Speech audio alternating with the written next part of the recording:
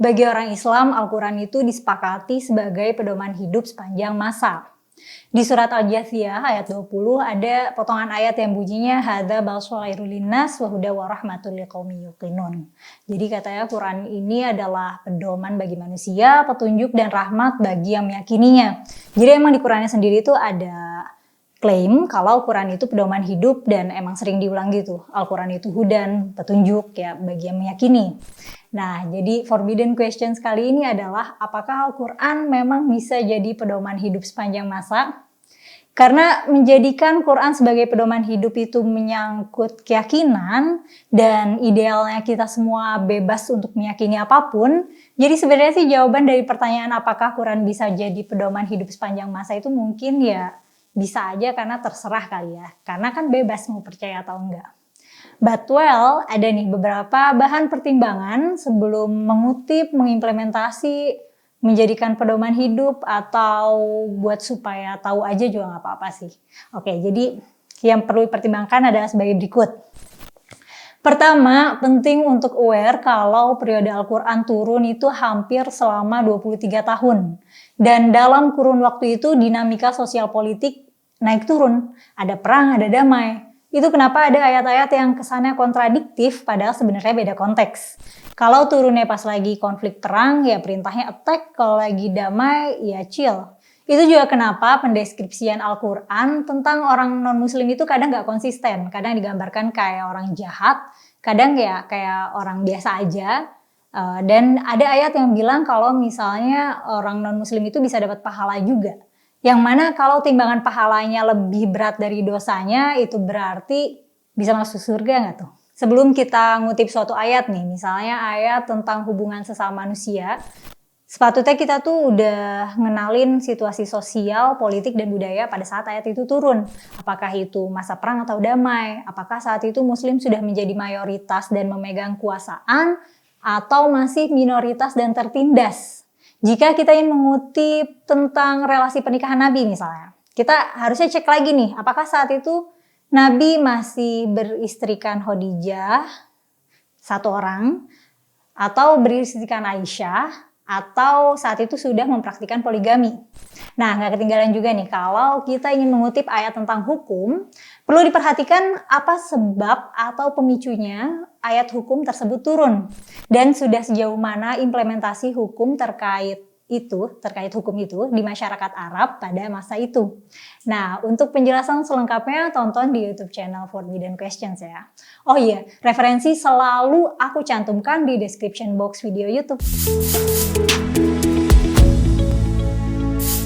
Halo, aku Kumaila. Mela aja supaya gampang disebut.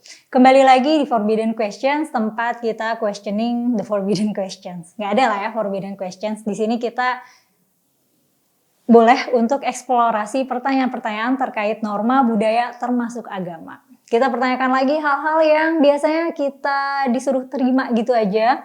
Mungkin karena kita dikasih sumber itu dari seseorang yang punya otoritas atas diri kita, atau kita emang menyerahkan otoritas kita ke orang itu, kayak kata orang tua, atau guru, atau pemuka agama, atau kata nenek moyang orang zaman dulu gitu. Ya bisa aja kan, atau kata orang pinter misalnya. Ya pokoknya kurang lebih that's what this channel for lah ya. Aku akan berusaha untuk konsisten konten dan kalau berniat nyimak boleh banget di subscribe. Oke, lanjut ke topik. Soal pertimbangan pertama kalau mau menggunakan Al-Quran sebagai pedoman hidup. Oh iya, by the way, tidak memeluk Islam itu nggak necessarily kafir ya. Di kita mungkin pemahamannya non-Islam itu berarti kafir. Nah, kalau di Quran nggak necessarily dilabeli begitu. Nasrani dan Yahudi kadang disebut sebagai ahlul kitab Injil wa Taurat, maksudnya ahli kitab itu pemilik kitab Injil dan Taurat dan Taurat. Nah, dan ahli kitab itu diakui dan dihormati sama Nabi. Sedangkan kafir itu artinya secara bahasa itu mengingkari, jadi mengingkari ajaran Nabi dan mengingkari Tuhannya Nabi. Jadi bisa aja kita tuh orang Yahudi atau Nasrani, misalnya saat itu ya, bukan kita sih, mereka orang Yahudi atau Nasrani, tapi mereka menerima ajaran Nabi, tapi mereka tetap identify dirinya sebagai Yahudi atau Nasrani gitu. Nah, emang ada banyak ayat yang menunjukkan relasi Islam Yahudi atau Islam Nasrani itu agak tense ya, tegang dan rawan konflik banget, kayak yang musuh abadi banget. Nah, tapi ada nih di Al-Baqarah ayat 62, dan ada ayat yang mirip juga di Al-Maidah ayat 69, artinya sesungguhnya orang yang beriman, orang Yahudi, Nasrani, Sabiin itu salah satu agama minoritas saat itu by the way, Yahudi, Nasrani, Sabiin, dan siapa aja yang beriman kepada Allah dan hari akhir dan melakukan kebaikan, maka dapat pahala dan mereka tidak perlu takut dan tidak perlu sedih. Nah, tentu saja Quran sebagai catatan sejarah juga terbatas ya. Kalau mau cek dinamika sosial politik saat itu, mesti cek riwayat dan asar, catatan sahabat, dan generasi selanjutnya. Nah, itu bahan pertimbangan pertama ya, soal periode turun dan dinamika sosiopolitik selama periode itu. Pertimbangan yang kedua, Quran itu awal diturunkannya dan disebarluaskan itu lewat oral, bukan lewat tulisan. Jadi kita harus ingat bahwa bentuk asli Al-Quran itu bukan tulisan, tapi lisan yang disampaikan dari Nabi Muhammad secara oral, yang berarti ayat-ayat Quran itu tuh diperdengarkan dan dimengerti oleh masyarakat ketika itu dengan bahasa lisan, bukan bahasa tertulis. Nah, sekarang kita tahunya kan Quran itu bentuknya buku yang udah disusun rapih ya. Nah, sebelumnya pas zaman Nabi, Quran itu justru dilarang untuk ditulis karena takut tercampur sama tulisan lainnya. Jadi budayanya memang mendengar dan menghafal. Quran tuh baru disusun rapi setelah Nabi wafat dan rampungnya baru pas pemerintahan Utsman. Nah, terus Quran tuh penyusunannya juga nggak kronologis. Tapi emang Nabi tuh ngasih brief ke Zaid bin Sabit. Zaid bin Sabit itu sekretaris Nabi untuk urusan tulisan Quran. Nabi ngasih brief urutan ayatnya tuh gimana. Nah, itu ada petunjuknya tuh dari Nabi. FYI, waktu itu media tulis tuh belum semudah sekarang ya. Nulis tuh masih pakai kulit hewan atau pakai tulang. Jadi media tulis tuh nggak murah dan resource-nya terbatas. Abad ke-7 kertas baru masuk, baru ada di Arab, tapi masih mahal. Abad ke-9 di Iran, di Irak udah mulai banyak. Terus jadinya Baghdad punya percetakan perpustakaan besar tuh, namanya Baitul Hikmah, rumah kebijaksanaan. Dan tempat itu jadi pusat intelektual zaman kemasan Islam, tapi ya terus dihancurin bangsa Mongol. Nah, harga kertas di Timur Tengah baru wajar, baru bisa affordable buat keluarga itu abad 11. Nah, kenapa pertimbangan ini penting gitu? Kenapa ngomongin penting? Jadi cara kita menganalisis teks Quran itu harus melibatkan juga fakta bahwa ayat ini tuh diumumkan, diperdengarkan. Dan saat itu pada ngerti. Bukan mereka buka buku terus dibaca, dihafal. Karena belum ada bentuk kitab ya. Nggak kayak kita sekarang baca Quran tuh kayak buat ibadah, buat berdoa. Dulu nggak gitu.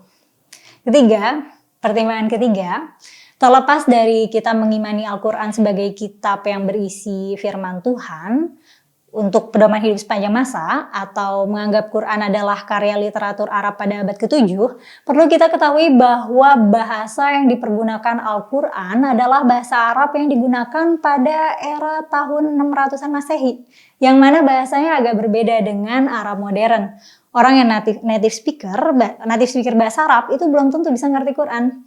Jadi untuk bisa memahami Quran gak cukup ngerti bahasa Arab Quran aja, tapi butuh pendalaman lebih juga. Karena ada ayat-ayat yang gak literal, yang bentuknya syair dan puisi, kisah dan percakapan, ada retorika dan perumpamaan juga. Jadi punya banyak kosakata dan ngerti nahwu sorof tuh nggak cukup, butuh belajar balaghah dan ilmu mantik juga. Jadi kalau nahwu sorof itu kan kayak grammar ya, kaidah tata bahasa Arab gitu. Kalau balaghah tuh kayak pemahaman bahasa yang lebih kontekstual dan situational.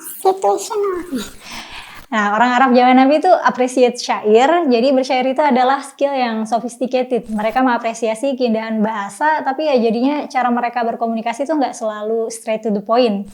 Dan orang yang hidup jauh setelah zaman itu kayak kita, butuh belajar lebih untuk bisa paham. Quran juga gitu, Quran sangat diapresiasi karena salah satunya karena keindahan bahasanya. Dan untuk bisa memahami keindahan bahasanya, ya PR-nya itu. Kita harus belajar bahasa Arab Quran dan seperangkat ilmu bahasa Arab lainnya deh. Aku kira konten ini akan sebentar, ternyata lama deh. Potong lanjut ke part 2 ya. Aku capek ngomong terus, aku ngopi dulu. Meanwhile, feel free untuk komen, like, dan share ya. See you di part 2.